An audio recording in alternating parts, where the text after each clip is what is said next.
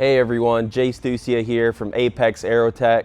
Today we're going to do a breakdown and overview video of the 102-inch Slick 360 from Apex. This is our first giant scale aircraft release. This one was showcased back in October at the Cajun Huck Fest with our team pilots showcasing the capabilities.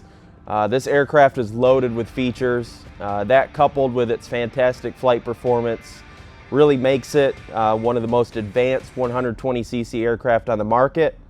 From a flight characteristics standpoint, it's really great all-around aircraft, really checks all the boxes and what you're looking for an aircraft of this size. Low and slow, stable, friendly, predictable tendencies. Transitions well between faster maneuvers to slower maneuvers. Rapid roll rate, axial roll rate at all roll rate speeds, aggressive pitch and yaw authority, really responsive tail at all air speeds, and of course tracks really nice for those clean lines, precision style maneuvers. So today we're going to pop the canopy off it. We're going to take a look inside the fuselage. I'm going to talk about all the features that are included with the ARF, which are quite a bit. We're going to put the wings on it, talk a little bit about the field assembly, and go from there. So looking forward to it, and let's get right into it. So before we take the canopy off, let's get a closer look at the fuselage here. Beautiful trim scheme. This is called the Banshee livery, which really has its unique personality and character, fits the attitude of the Slick 360 really well. We also have the blue and red Apex livery. Both these color schemes designed by Clint Sweet. Of course, we have a matching spinner for each color scheme, which comes with the ARF. We have painted landing gear, carbon fiber landing gear, which matches the color scheme. All right, so to remove the canopy, we have two quick release mechanisms on each side of the fuselage. Right now they are in the lock position. They are spring loaded. So we'll take the handle here, we'll pull out, then we'll slide back. This one is now unlocked. We'll do the same thing for the remaining three. You can see the indentation and the cutout. So when the canopy's back on it and we want to lock it in place, we just slide this forward and we're good to go. All right, so with the canopy off the aircraft, one thing I'd like to point out, this arrow indicator at the rear of the canopy indicates this is where you will lift when the canopy's unlocked. So when we want to remove it, from each side of the rear of the canopy, we'll lift up here and then slide backwards. This is because the Slick has two aluminum dowel pins which slide into their receptacles in the fuselage. So an up-close look here at the pre-installed dashboard. There's several pretty cool hidden details here. This one was put together by Clint Sweet. We have a layout that's very similar and based off Rob Holland's MXS, which is pretty awesome. Of course, we have the pilot figure pre-installed, which matches the color scheme.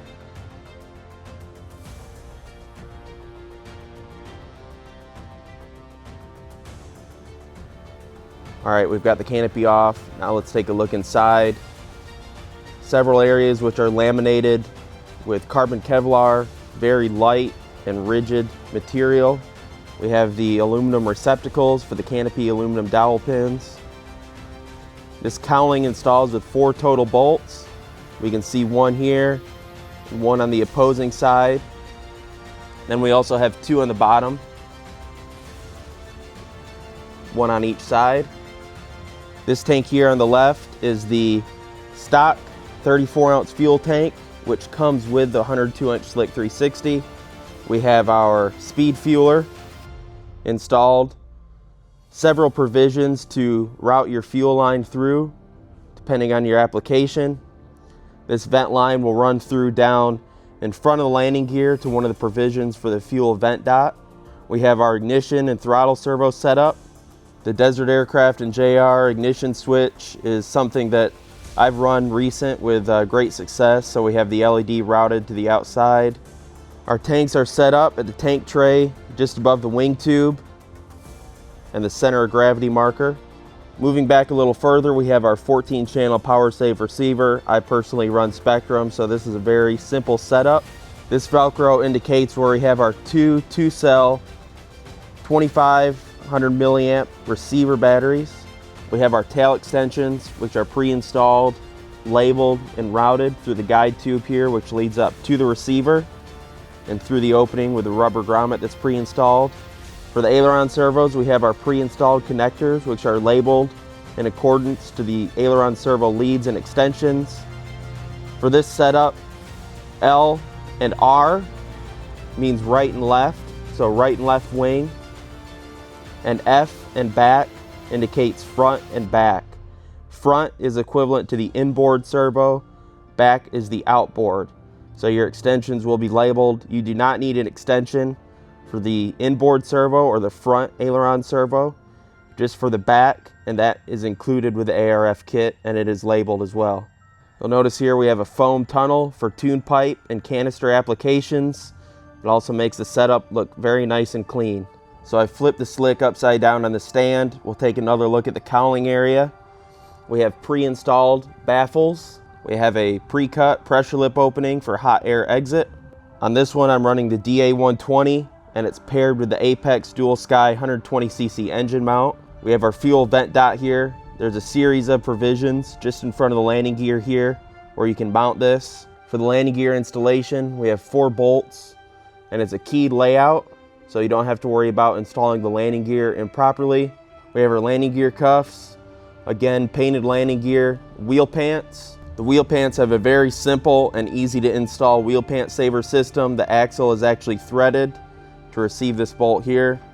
The axle setup is very easy. We've installed our fuselage vent hatches. There's several options that come with the slick. For this one, we're running these 2 in these locations. We always recommend to install these even if you're not running tuned pipes or canisters. It's just additional hot air exit. Moving back towards the tail, the rudder is removable, installed with 1 hinge wire through the hinges. Control horns for the entire aircraft are pre-installed and painted. We'll take a look at the quick release mechanism for the horizontal stab. It's pretty much the same thing as the canopy. So right now it's locked in place. So to unlock it, we'll pull it out and slide it up. We have 2 carbon fiber tubes for the horizontal stab, a larger one aft and a smaller one in front to add anti-rotation. For the elevator servo, we have a pre-installed connector mounted inside the fuselage. On the top, there's a clamp that clamps over the servo lead. Let's get a better look at the pre-installed elevator servo connector. So to lock the horizontal stab back in place, now we're good to go. So now that we have a bit of a rundown of the fuselage, I'm going to install the wings on it. We'll talk about that process, and then we'll talk about the additional features that includes as well. We have our padded wing bags offered by Apex here. This aircraft does come with wing bags, canopy covers, and stab bags, foil material. The padded wing and stab bags are available separately.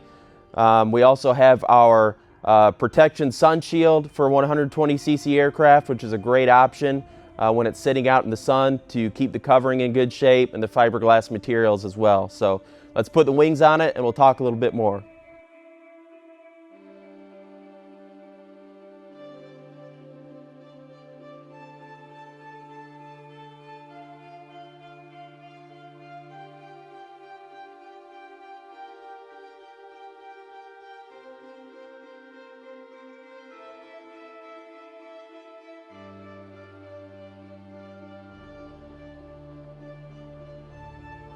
Alright, so we have our wings mounted now, as shown by the locked quick release mechanisms.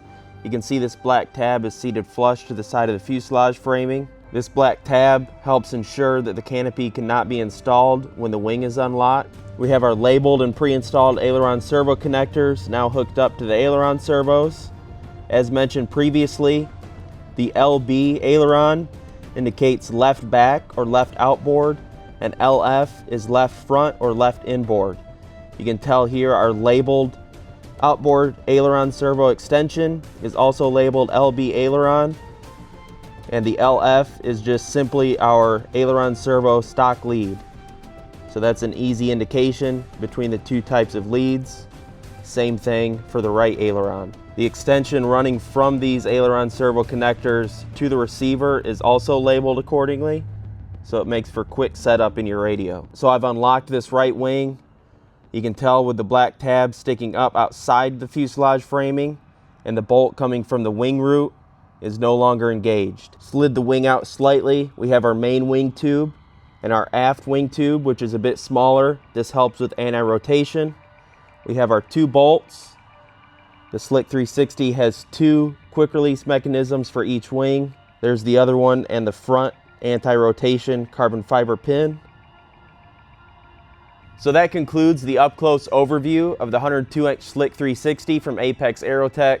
This is a beautiful aircraft which is loaded with features, amazing flight characteristics, really what you're looking for in a 120cc aircraft. Our entire team is super excited for this one. There's a lot of other small details that you may notice throughout the assembly. Our full assembly manual is now uploaded on our website, apexaerotech.com. From the fuel tank that's included, the matching carbon fiber spinner, fully outfitted canopy with the pilot figure and dashboard, all the extensions pre-installed, all the servo connectors. It has a clear cowl cutting template for your exhaust, so you can easily map that out. As mentioned previously, wing bags, stab bags, canopy cover, all included with the ARF. When it comes to setup, there's a lot of options.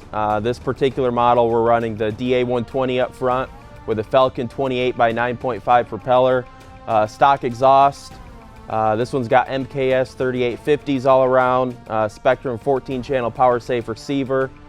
Really simple setup, but efficient and high performance. With this size aircraft, there's a lot of setups out there, a lot of different personal preferences. As shown previously, I'm running 2 2-cell, between 2,000 and 3,000 milliamp batteries. You can run a little bit bigger if you want added flight time and added flights without switching the batteries out. And of course, that all depends on your servo choice and their draw as well. As far as the initial setup and maiden flight goes, obviously the first thing to do is good engine setup, throttle setup. Some people prefer to run different idle settings and a throttle curve. For example, you have your flying idle and a lower landing idle. If you have a very good geometrically correct throttle linkage setup, chances are you won't need to mess with the throttle curve too much, but it could be beneficial if you want a very nice linear throttle curve feel. Looking inside your radio, I know for Spektrum anyways, normally we end up with a throttle curve that's mapped out similar to this. I'm doing it opposite from my perspective, so from your perspective at the camera, it'll be accurate. As far as tuning of your gas engine goes, we recommend to, of course, follow along with the manual for your manufacturer as far as needle settings go at first, for your first run-up. We also recommend, if you are not experienced with tuning a gas engine for these aircraft, to meet up with someone like a friend who may be experienced at the field, just to make sure it's sounding properly, has good throttle response, doesn't load up, isn't too lean, just to make sure that you can cleanly break in your engine without having to worry about it quitting and keeping your airframe safe. So for the DA120, typically my personal procedure is to do 3 or 4 flights, with good heat cycles in the air, which means, not keeping the throttle at one throttle setting the whole time, whether that be wide open or even a slower throttle setting. Draw nice big lines, up lines, down lines. Basically, you want to keep airflow in the engine at all times, allow for it to maintain cooling, and slowly you'll even be able to hear it come in a little bit, make more power, be a little more responsive on the throttle.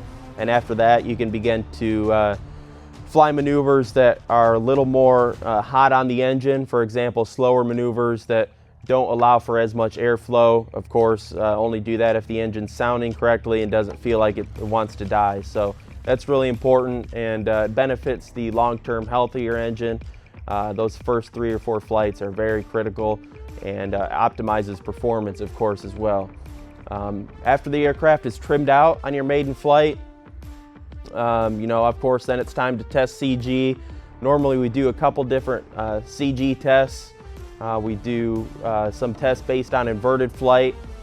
For example, the 45-degree line test, where we pull up to a 45-degree angle, 45-degree upline, roll inverted, and we see how the aircraft reacts. For me personally, I typically look for the aircraft to draw 2 to 3 fuse lengths and then slowly taper off. Some people like hands-off inverted there. That indicates a slightly more tail-heavy CG. Typically when it's neutral, it will do as I mentioned, where it'll draw a couple fuse lengths, then taper off. Then we do a inverted straight and level test. And typically I like to breathe on the down elevator a little bit, just to keep it flying level. Some people like it hands-off. It's all personal preference. Fortunately for this one, it's got a wide CG range. So you can start with our recommended location for receiver batteries and move around from there. You know, a lot of different setup options will affect CG. You know, if you're not running the DA120, some engines might vary in weight a little bit, so that'll affect it, of course. It all comes down to personal preference. Fortunately, these aircraft are designed to have a pretty wide CG range, so even if it is off a little bit and you're not liking the CG, chances are you're not going to put yourself in danger of not being able to control the airplane. You can still get it on the ground safely. For those of you that are experienced with a giant scale model, specifically 120cc class like this one, this is a really good option for all flying styles. I'm sure we'll see it in a lot of freestyle competitions, some IMAC competitions, and even just out of the field for some nice stable flying. So really good option for all that, and we're really happy with the performance of it, and we're really stoked to see it on the flight line at various events and clubs around the country and internationally as well. So we just want to show our appreciation for you taking the time to watch the overview video, the 102-inch Slick 360 from Apex. Of course, we'll continue to post info videos, flying videos, and more information about this airplane on our website and social media channels. As mentioned, the assembly manual has been uploaded on our website for this product page of the 102-inch Slick 360. Under the resources tab, you can find the manual, the spec sheet, and some flying videos. So a lot of resources out there on this one. Of course, feel free to contact us anytime, info@apexaerotech.com. We also have a team on our social media pages that are always doing our best to answer those questions on there as well. So thank you very much for watching this video, and we're looking forward to seeing you fly your 102-inch Slick 360.